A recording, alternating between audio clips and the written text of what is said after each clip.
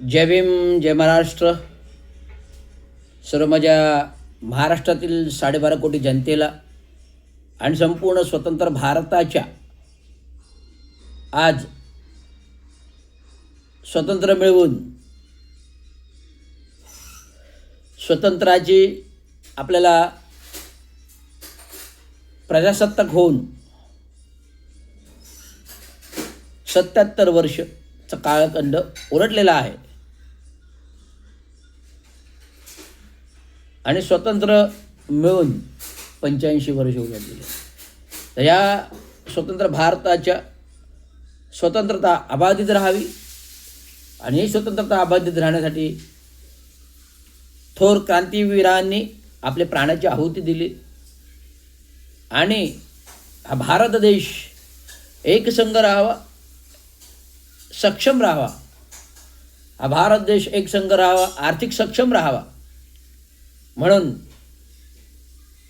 विद्वान, महामानव, Vishwabhushan, Bharat Ratna, Bodhisattva barrister doctor Babasaheb आंबेडकरांचं आज संविधान दिवस आहे. या दिवशी डॉक्टर बाबासाहेब आंबेडकरांनी संविधान लिहिलं.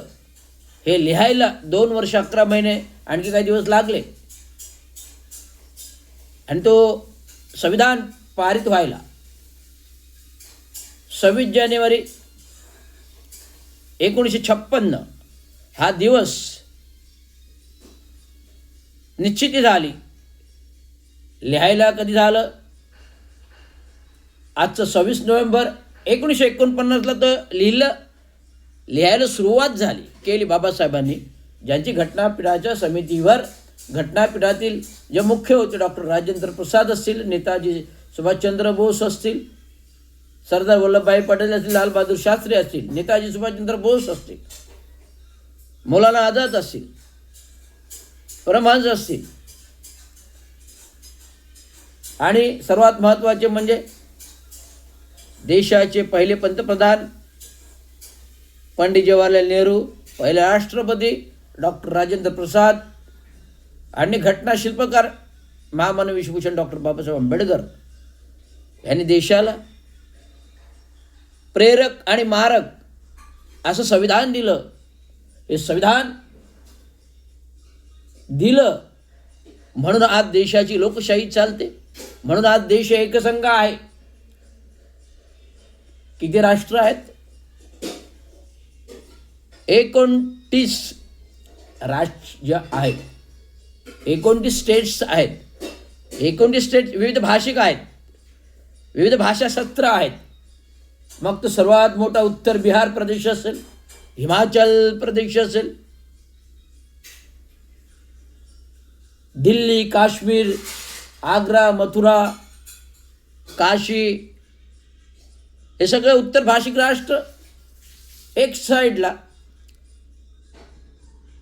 आंध्र, कर्नाटक, केरळ, दुसऱ्या साईडला महाराष्ट्र, गुजरात, हे तिसऱ्या साईडला. अशा प्रकारचे एकंदरीत 29 राष्ट्र एक संविधानाने, एक संघाने, एकनिष्ठेने एकत्र आहेत.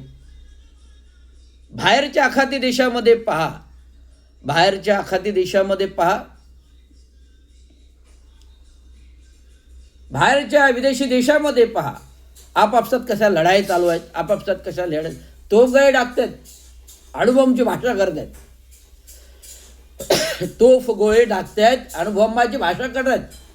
इराण असो, इराक असो, अमेरिका असो, सौदी अरेबिया असो, पेरू असो, नेपाळ असो, भूतान असो, आणखी कुठले देश असोत, काय चालले आहे लोकशाही तंत्र प्रणालीमध्ये त्या देशांमध्ये. त्या देशावर एवढी पाळी आली की तेथील सत्तेतील सरकारमधील मंत्री महोदय, मग देशाचे पंतप्रधान असतील, त्यांना लोक उफाळून मारझोड करायला लागले, संसदेवर हमला करून लोकांना पळून मारायला लागले. परंतु आपल्या देशामध्ये अशी कुठलीही परिस्थिती अद्याप तरी उद्भवलेली नाही आणि उद्भवायची दाट शक्यताही नाही, कारण आपलं संविधान जो दिलं, ज्या महामानवाने दिलं, ते प्रेरक आणि मारक देशाला एकसंगत ठेवतंय. कोणाचा टाप नाही, कोणाची हिंमत नाही, कोणाची टाप नाही की कोणाची हिंमत नाही की संविधान मोडीत काढायचं आणि मोडू शकणार. किती आले किती गेले, किती आले किती गेले, परतंत्र आले, इंग्रज गेले, अनेक पाकिस्तानी राष्ट्र, चायना राष्ट्र भारताच्या सार्वभौम प्रगतीला, भारताच्या सार्वभौम सत्तेला, महासत्तेला आघात करण्यासाठी टपलेले आहेत. तिकडे चायना असेल, तिकडे पाकिस्तान असेल, तिकडे चायना असेल, तिकडे पाकिस्तान असेल.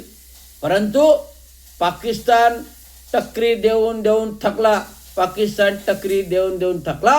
परंतु भारत त्याला नेस्तनाबूत करत सुटला, भारत त्याला नेस्तनाबूत करत सुटला. Indian iron lady Indira Gandhi, जे भारताच्या लेडी पंतप्रधान स्वर्गीय, एक कर्तृत्ववान देशाला प्रगतीकडे नेणाऱ्या, 70 वर्षाच्या दशकामध्ये पाकिस्तानच्या चिरड्या उडून टाकल्या, पाकिस्तानचे 2 भागच करून टाकले, बांगलादेश निर्मिती झाली. असा आपला भारत देशाचा इतिहास आहे.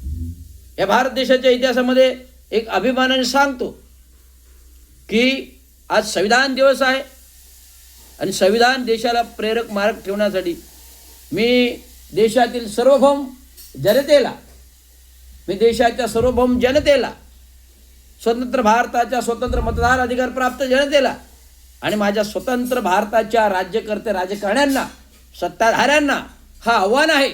बस झालं तुमचं, बस झालं तुमचं. माझा भारत देश आहे, माझा भारताचं संविधान आहे, याचा मान सन्मान आहे, एक वेगळं अस्तित्व आहे.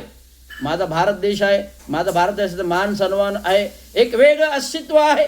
हे वेगळं अस्तित्व आज राहिलं पाहिजे. आणि या अस्तित्वाच्या विरोधात जर कोणी गेला तर संविधान रक्षक, संविधान रक्षक, कायदा रक्षक, आरक्षण रक्षक, ब्लू पॅन्थर, महाराष्ट्राचा सिंह, भारताचा रक्षक, भारताचा अग्निअस्त्र एस रविराज आहे. एस रविराज कायद्याचा अभ्यासक आहे, संविधानाचा अभ्यासक आहे, सामाजिक राजकीय अभ्यासक आहे. सर्व भाषातून जाणतो, सर्व भाषा वाचतो, सर्व वर्तमान काळ जाणतो, सगळं राजकारण जाणतो, सगळं समीकरण जाणतो. एक अभ्यासक आहे, सामाजिक, राजकीय आणि तांत्रिक अभ्यासक सुद्धा आहे, कारण पेशाने अभियंता आहे. तर माझा देश हा एकसंघ राहायला पाहिजे, एकसंघ राहील आणि एक संघच राहील. संविधान जिंदा है, जिंदा रहेगा, अरे जिंदा ही रहेगा. संविधान जिंदा है, जिंदा रहेगा, जिंदा ही रहेगा. उसको मिटाने वाले खुद ब खुद मिट जाएंगे, लेकिन संविधान कभी मिट नहीं पाएगा. जब तक सूरज चांद रहेगा, महामानव विश्वभूषण डॉक्टर बाबा साहेब अम्बेडकर तुम्हारा नाम रहेगा. जब तक सूरज चांद रहेगा, संविधान जिंदा रहेगा, जिंदा ही रहेगा और जिंदा ही रहेगा. धन्यवाद. जय हिंद, जय महाराष्ट्र.